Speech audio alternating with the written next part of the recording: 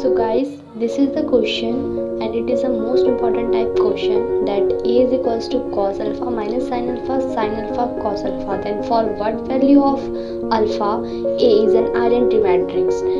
अब इस क्वेश्चन में पूछ रहा है कि अल्फा की किस वैल्यू के लिए हम कह सकते हैं कि ये जो ए मैट्रिक्स है ये एक आइडेंटिटी मैट्रिक्स है। सो ये आइडेंटिटी मैट्रिक्स कब बन पाएगा? हमें पता होना चाहिए सबसे पहले कि आइडेंटिटी मैट्रिक्स होता क्या है। तो identity matrix must be equal to 1। So A is equals to cos alpha minus sine alpha cos alpha is equals to 1 1 1 1 because it is an identity matrix। तो हमें इसको 1 के इक्वल इक्वेट करना पड़ेगा so that कि हम alpha की value find कर सकें। तो if we equate cos alpha is equals to 1 because each and every elements are equal। if two matrix are equal ना तो cos alpha is equals to 1, so alpha is equal to 1 for what value? Cos theta is 1 for what value of theta? We know na alpha is equals to 0 degree. At 0 degree cos alpha is 1. So we get the value of alpha. So this is 1 mark question and this is very important. This type of question must be important for board exams because this type of question is repeated many times in board exams. Next question बोल रहे हैं कि if A is a matrix of order 3 cross 4 and B is a matrix of order 4 cross 3 then find order of matrix AB। तो आप लोगों को ये चीज़ पता होनी चाहिए कि अगर हमारे पास A मैट्रिक्स है, इसका हमें पूछ रहा है ऑर्डर कि इसका बताओ ऑर्डर क्या होगा। अगर A ऑर्डर है A एक ऑर्डर है जिसका A का ऑर्डर है 3 cross 4 और B का ऑर्डर है 4 cross 3, तो बताओ कि AB का ऑर्डर कितना होगा। ठीक है, ये हमको पूछ रहा है। तो ये हम कैसे बता सकते हैं कि हमने पढ़ा हुआ है कि A क्रॉस B का ऑर्डर हम कैसे लगा सकते हैं। A is 3 cross 4 plus B is 4 cross 3। तो हमने पढ़ा हुआ है ना कि M into N dot N into M। तो अगर ये N और N इक्वल हो जाता है है ना, तो इसका यानी कि 4 और 4, इसका लास्ट वन इसका पहला वन अगर इक्वल हो जाए तो हमारा जो ये वाले हैं ये बन जाते हैं, जो इसके मल्टीप्लाई के इक्वल जो मैट्रिक्स बनता है उसका ऑर्डर हमारा ये बन जाता है। यानी कि ये 4 और ये 4 बोथ आर इक्वल ना।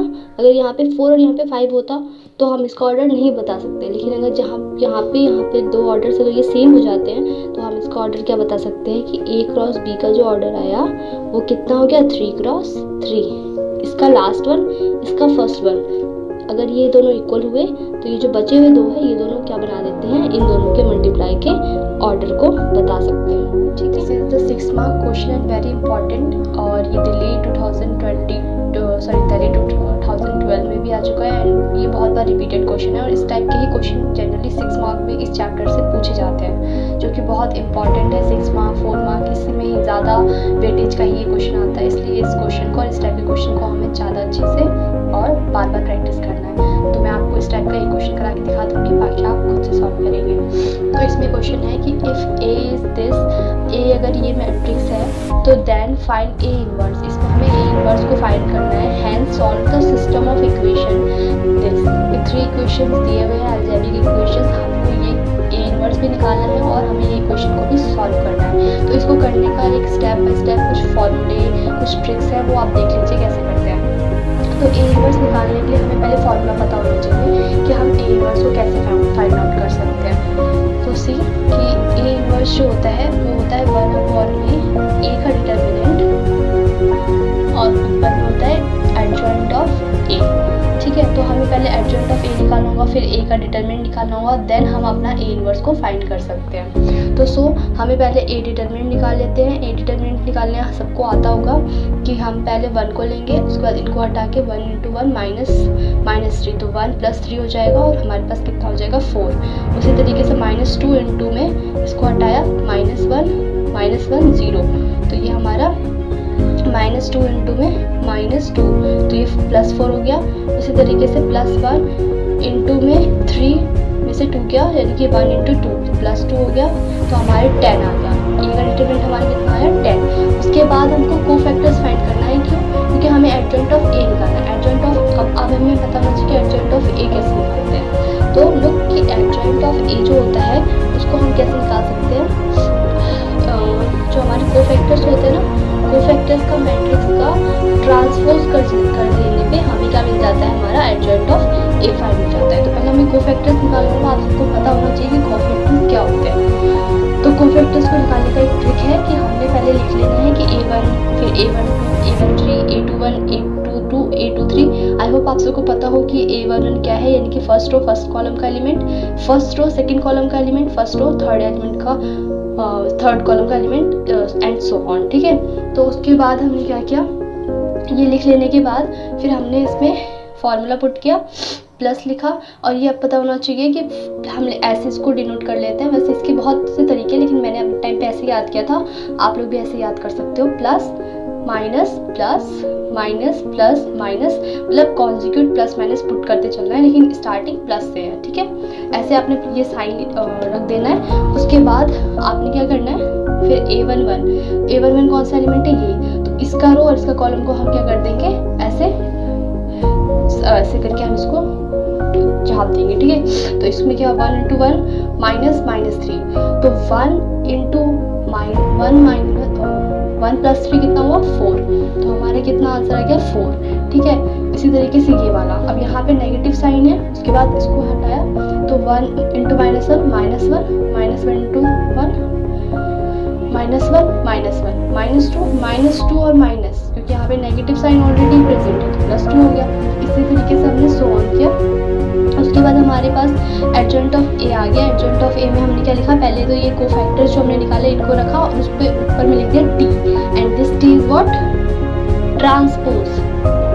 ट्रांसपोज पता है इसको, ट्रांसपोज क्या होता है, जो भी हमारे एलिमेंट्स हैं जो हमने इनको पुट किया 4 2 2 -505, ये जो 4 है और ये जो 2 2 2 है, ये जो हमारे रो है ना, ये जो रो है हमारा, ये किस में चेंज हो जाएगा, कॉलम में।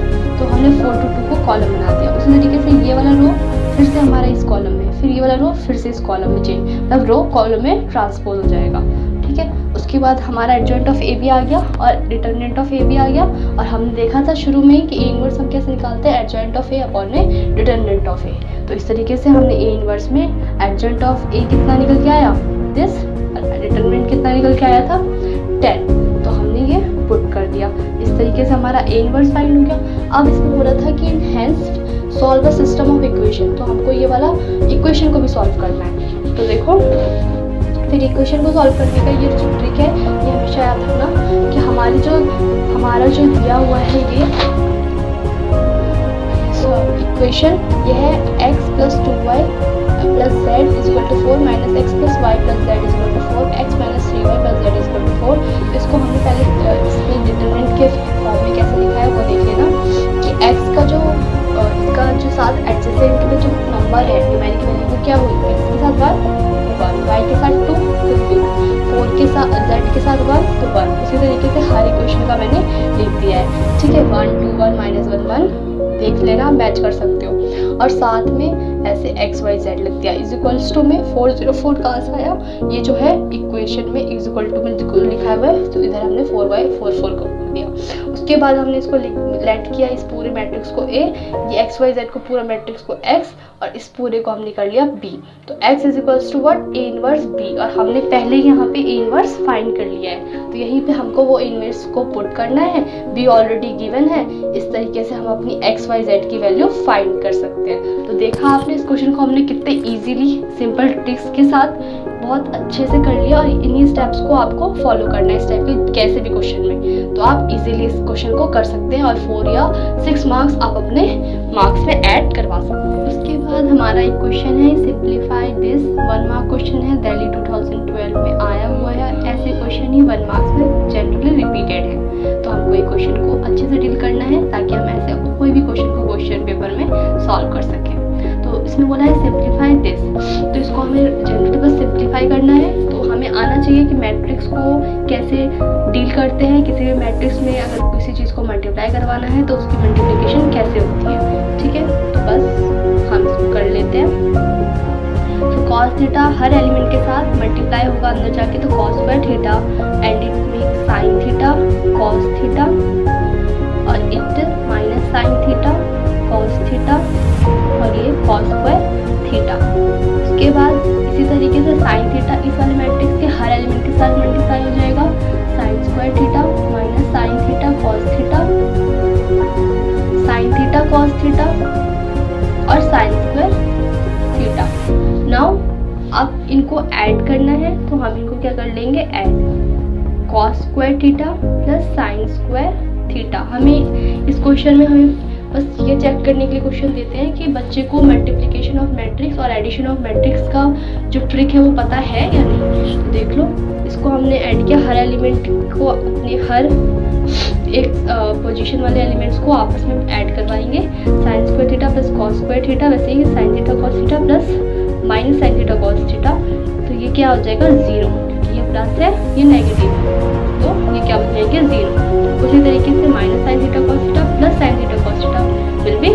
इस तरीके से cos square theta plus sign square theta क्या हो जाएगा हमारा, sign square theta plus cos square theta. और हम सबको पता है sign square theta cos square theta क्या हो जाता है 1 एंड इट्स 0 0 और 1। तो आवर आंसर इज बस 1 मार्क में इतना ही करना होता है, जो आप इजीली अपने दिमाग में भी कर सकते हो। इतना सॉल्व करने की जरूरत नहीं है, ये क्वेश्चन था और आपको मुझे दिखाना था एज अ डेमो, तो इसलिए मैंने इतना सॉल्व किया। इस तरह का क्वेश्चन अगर आएगा, if the determinant of matrix A of order 3×3 is of value 4, then write the value of 3A, determinant में 3A। तो वैल्यू किसकी दी हुई है 4, A मैट्रिक्स की, ठीक है। तो हमें क्या मिला हुआ है, A का डिटरमिनेंट 4 दिया है और पूछ रहा है कि 3A क्या होगा।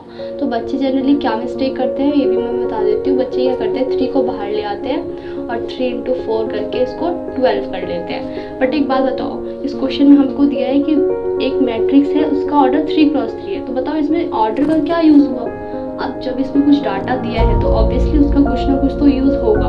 तो ये आंसर क्या है हमारा, गलत। ये तरीका बिल्कुल रॉन्ग है, ऐसे नहीं होता इस क्वेश्चन को हम ऐसे सॉल्व नहीं करते हैं, ठीक है। तो इसको हम कैसे सॉल्व कर सकते हैं कि जो हमारा ऑर्डर 3×3 दिया है ये जनरली कैसे वर्क करता है। जब भी आपको कुछ इस तरह का क्वेश्चन दिया हो कि right the value of determinant of 3A, may be क्या पता ये कभी कभी 4A दे दे, 5A दे दे, 2A दे दे या सिर्फ A दे, ठीक है। तो इसमें केस में क्या करते हैं, जो भी न्यूमेरिक वैल्यू होती है वो डिटरमिनेंट के बाहर कब आती है और कैसे आती है वो पता होना चाहिए। तो वो कैसे होता है, ये जो डिटरमिनेंट के बाहर जब ये 3 वैल्यू आएगी तो इसके ऊपर जो पावर है वो उसका ऑर्डर आता है। ऑर्डर में भी 3 3 2 2 1 1 5 5 4 4 इस तरह से ही होना चाहिए। ये 3 × 5 5 × 2 नहीं होना चाहिए, ठीक है। ये इस तरह का होना चाहिए कि सेम सेम, ठीक, इस तरह का ऑर्डर होना चाहिए। तो 3 जब बाहर निकलेगा ऊपर में पावर क्या आ जाएगी, ऑर्डर, यानी कि 3, और साथ में क्या आ जाएगा डिटरमिनेंट A।